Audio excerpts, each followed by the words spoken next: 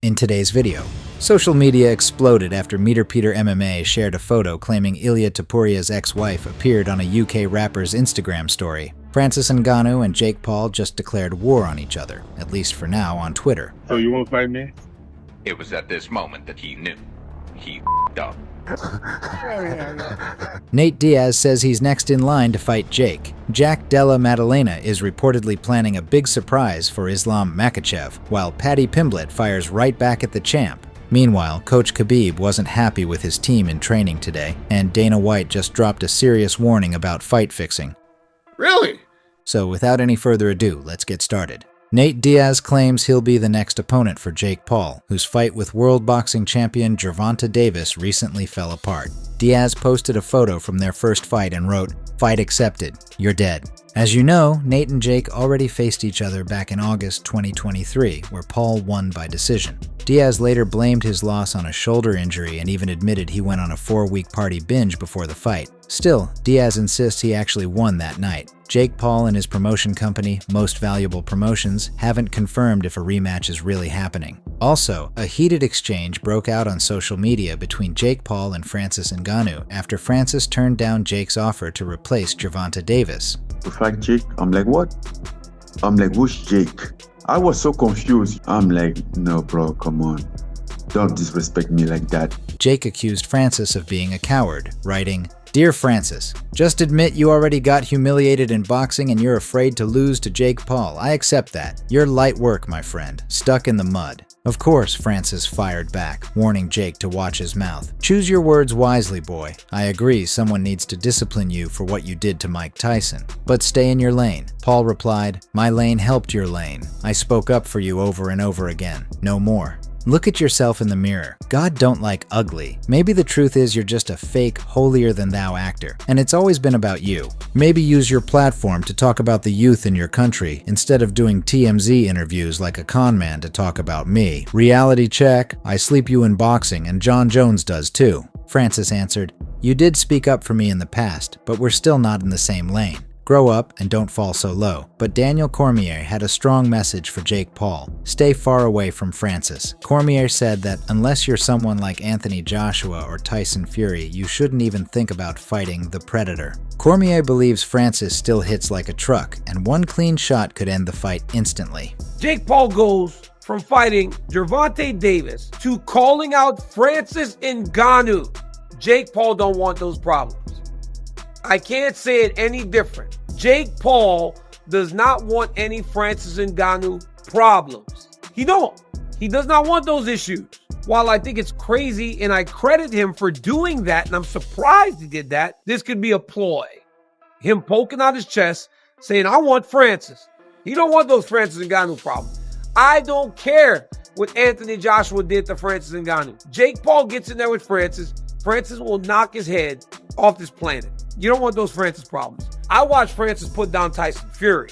Sure, Anthony Joshua beat him. But even if Jake got power, I don't think he got power to be dealing with Francis. Because all it takes is for one to land and he gonna put you out. Do you think you could take in a fight, any celebrity?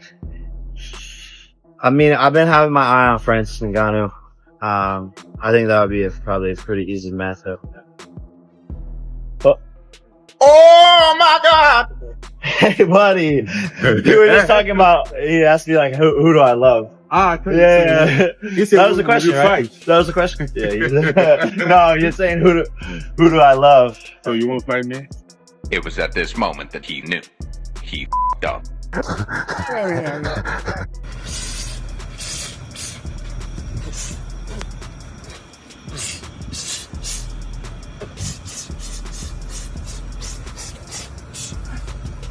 Della Maddalena recently said he plans to surprise Islam Makachev with his grappling. In a new interview, Jack explained that Islam probably thinks he'll take him down, control him, and maybe even submit him. But Jack believes it won't be that easy. He said his own grappling has improved a lot, and that his strength, technique, and positioning could catch Makachev off guard. Jack added that staying calm is key, because a composed fighter can be hard to read. He expects much of the fight to stay on the feet, where he believes he can shock everyone.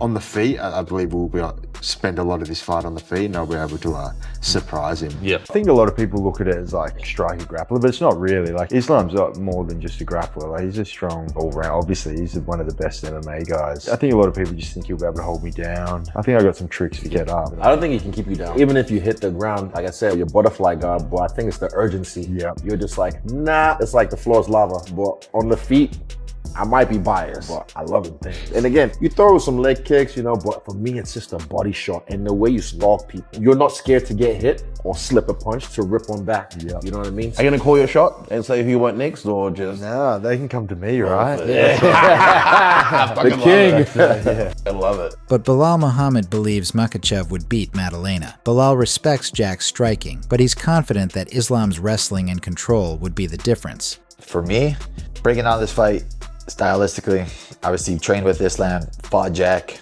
It's going to come down to if it hits the ground. If it hits the ground for Islam, I think his top game is going to be really good. He's very smart, very controlled, doesn't let you off the hook when you make a mistake.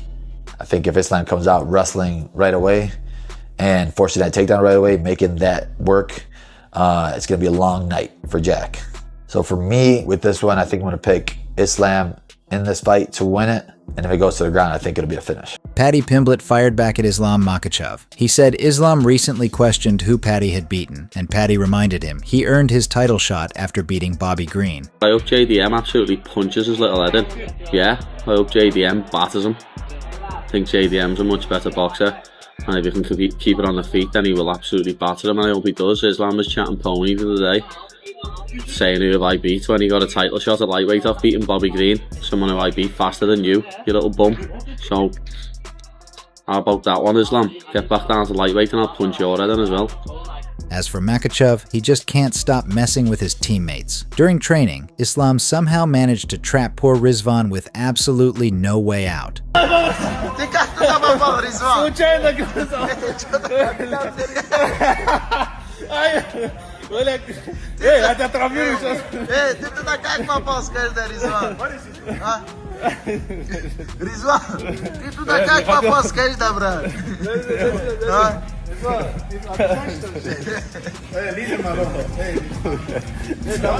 Салам алейкум, приветствую. Усман говорит, кружки, говорит, будет интересно, в Телеграме записывай, говорит, для канала, специально для моих подписчиков. Правильно же, да? Прилетел в Америку, с завтрашнего дня уже вступаю в процесс тренировочной Ислама. Чуть больше 2 недель до боя.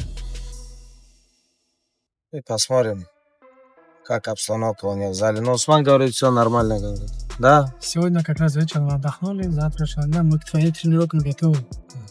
Завтра посмотрим, как они себя здесь чувствуют на ковре. The next day. Only 40 seconds. Who say ah? I know you guys don't like me. 5. It's okay, guys. It's okay. Tomorrow stay home. Ushma, lay down on your back. Lay down on your back, guys. Uncle, show me 10. Show me. 1, 2, 3. Let's go. Let's go 10. Speed, guys. Speed, guys. No. Stop. Uncle, show me how. Show me. 1, 2, 3. No. Show me how you cannot do. Don't do this. Show me exactly how you have to do. Go, show me. 1, 2. You guys see? Let's go, guys. 1, 2, 3.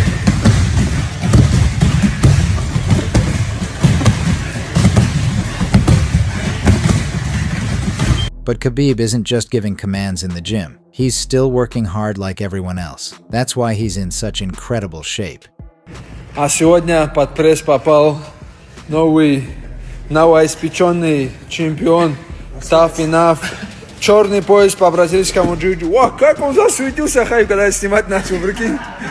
Черный пояс по бразильскому джиу-джитсу, Шамиль Шихшабеков. Ай, хорошо, попытка хорошая была. Продолжение, переходим. If you had the choice between fighting Conor McGregor and Khabib Nurmagomedov, who would you fight and why? McGregor. And why would it be McGregor and not Khabib? Too much. I want to shut his mouth out. Do you prefer that somebody at Khabib is very humble, very, you know, is a very religious man? You prefer that type of person? He's a nice guy. He's a nice person, humble, and that's inspiration. A good role model for sports. Ariel Helwani reported that he's spoken to multiple fighters who claim that fixed fights have happened in the UFC. Isaac Dalgarian's story. This calls into question the integrity of a billion-dollar industry. I got a text last night which read, "Hey man, I saw you talking about people getting approached to throw fights. Wanted to chime in and say that, yeah, gamblers have approached me and I told them no. They offered me about 100K or so. It was a fight I ended up losing anyway, but there was no way I was going to compromise my integrity." Yeah, it's definitely something us fighters get approached with. I'm sure all of us have experienced it to some degree. I don't think Isaac Dalgarian is a bad person. He probably, based on his interviews, needed the money. If in fact he did something like this, allegedly. It is so easy to get to these guys and to prey on them.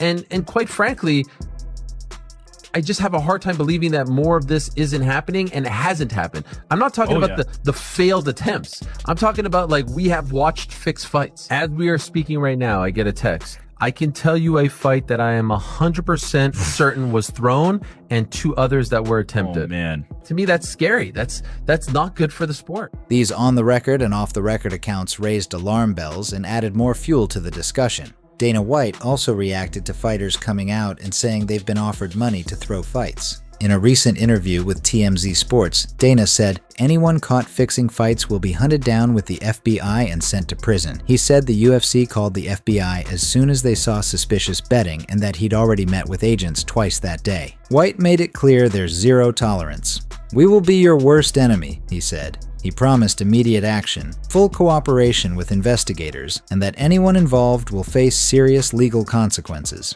Social media exploded after Meter Peter MMA shared a photo claiming Ilia Topuria's ex-wife appeared on a UK rapper's Instagram story. The post came just days after Topuria's emotional message where he hinted that someone close to him had broken his heart, a detail that only fueled the drama even more. The caption, "Is this her new man?" instantly grabbed attention and sent fans into a frenzy. Comments flooded in within minutes. One fan wrote, "Rest in peace to his next opponent," while another joked, "How do I bet the house on Ilia for the next fight?" Others warned, "Watch that rapper run if he crosses paths with the Matador." Another fan wrote, "That's what happens when you find love in Miami," while another said, "If this is real, she's crazy." But hold on, things might not be what they seem. Not long ago, similar rumors spread after photos of Topuria with a few women went viral, and everyone thought one of them was his new girlfriend. It later turned out those women were his sisters, so before jumping to conclusions, fans might want to slow down. Topuria's enjoying life, spending time with fans, and he doesn't look unhappy at all. Believe me, everything's great with him. Vamos a comprar mucho, que se nos ha acabado y hay que reponer.